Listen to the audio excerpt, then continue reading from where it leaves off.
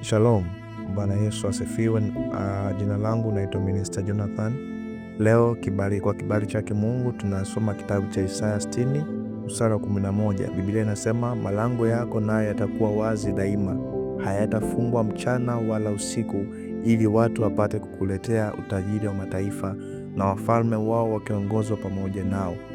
Kumbe kuna malango ya maisha yetu yanapaswa Mungu ayafungue wala yasifungwe mchana wala usiku, ili watu watuletee vile ambavyo Mungu anavikusudia kwetu viwe vya kwetu. Kumbe wakati mwingine hatuletewi vya kwetu na watu wa mataifa, ni kwa sababu hawaoni fursa ndani yetu, hawaoni malango yakiwa yamefunguliwa ndani yetu. Manake wakati mwingine adui anafunga malango mazuri ya maisha yetu, ndio maana tunakosa kupata vya mataifa, tunakosa kupata vile ambavyo vilipaswa viwe vya kwetu. Bwana Yesu asifiwe sana.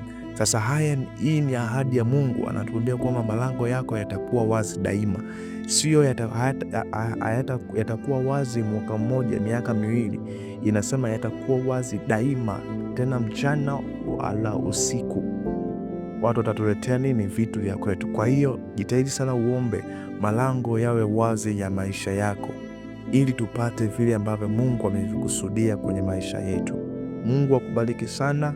Endelea kutufuatilia kwa habari ya vipindi vingine vingi sana mahali hapa. God bless you. Shalom.